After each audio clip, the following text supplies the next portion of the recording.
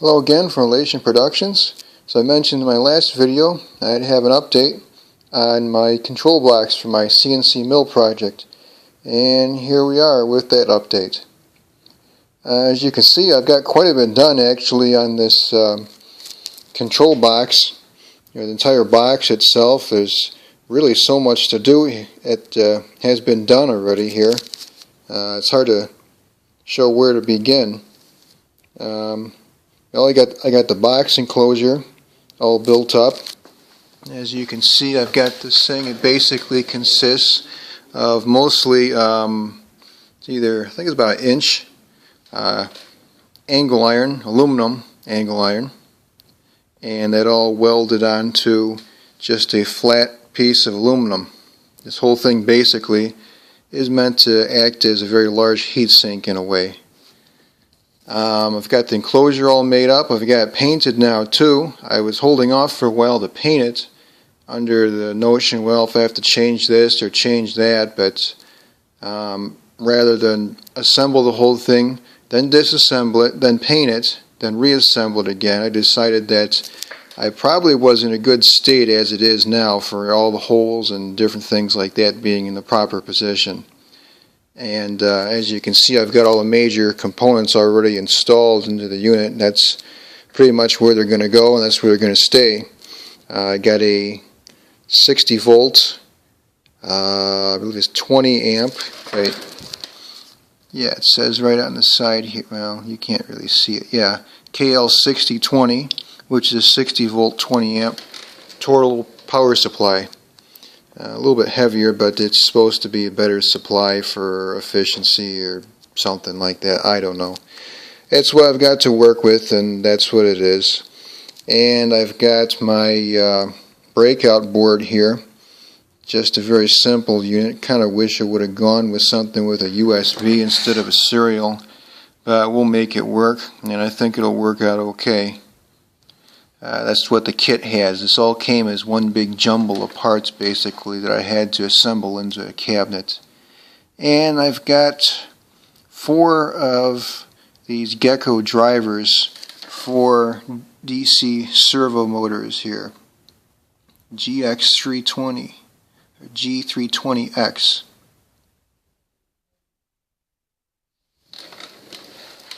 And I've got 4 of those, one for X, Y, and Z, and possibly later a rotary table as well if I want to.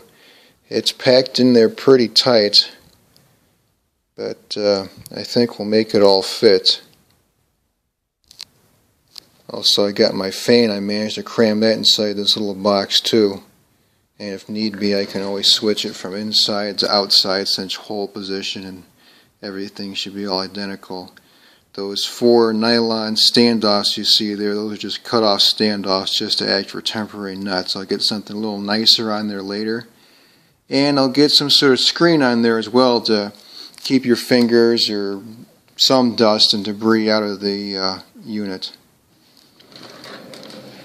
But as you can see, I got pretty much all that positioned for the major components where it's going to lie already. You'll see this sort of heatsink bridge. In a previous video I was using a tapping head. You may recall that video from the past there. But this is what I was making with it.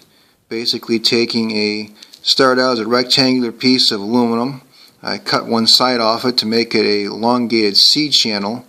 And I got 2 heat sinks mounted to the inside there.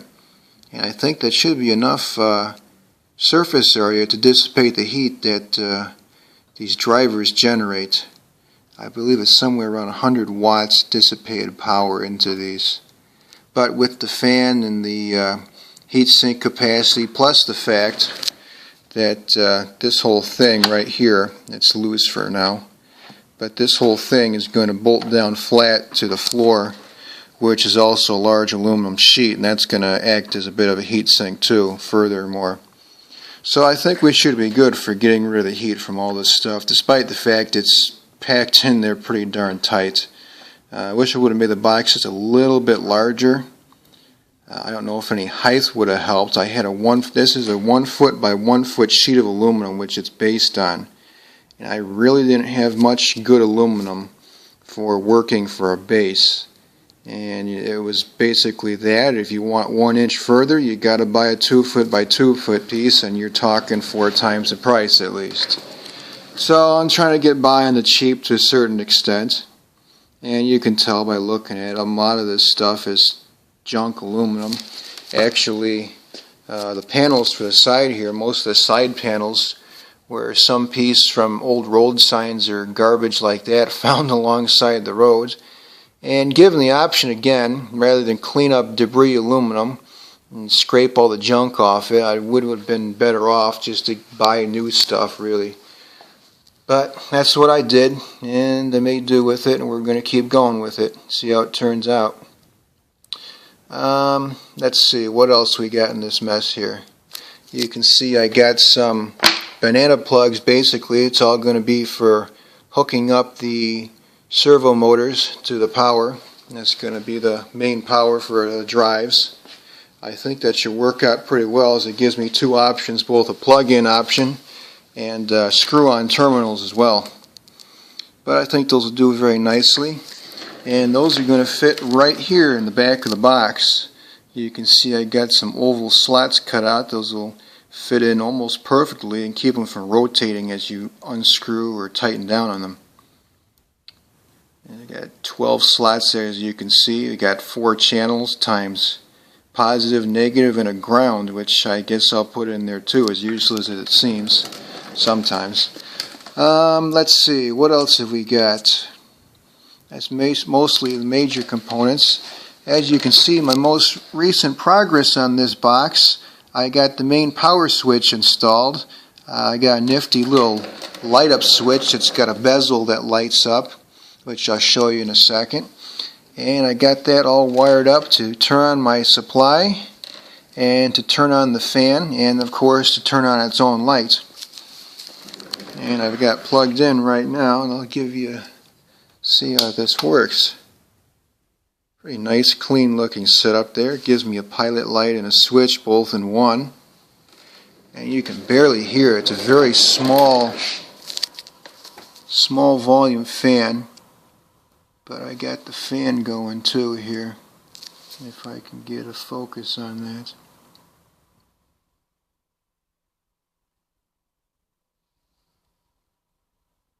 I can barely hear it.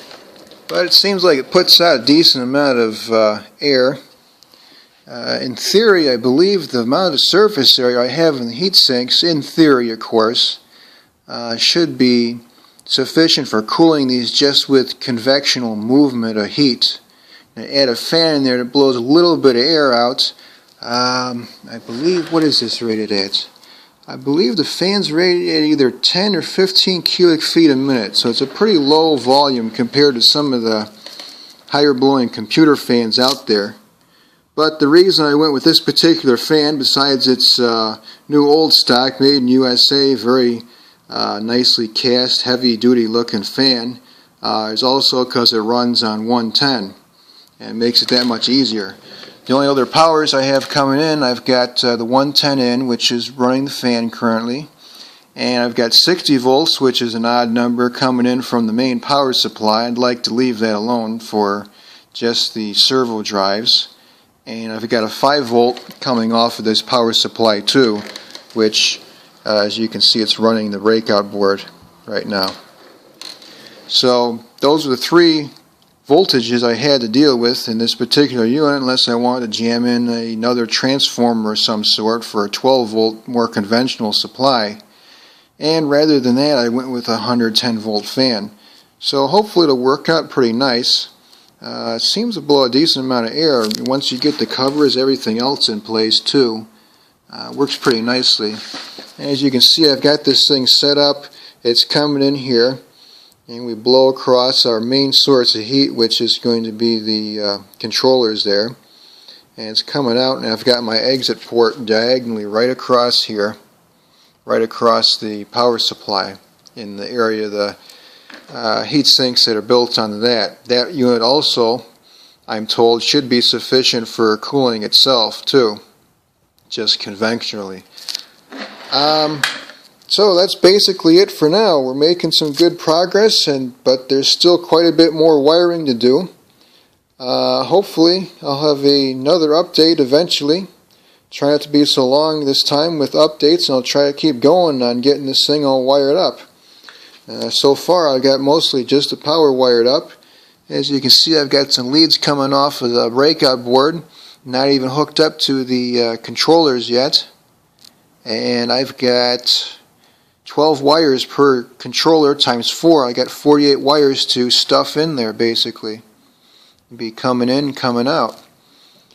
And after that, I think that's pretty much it for most of the wiring.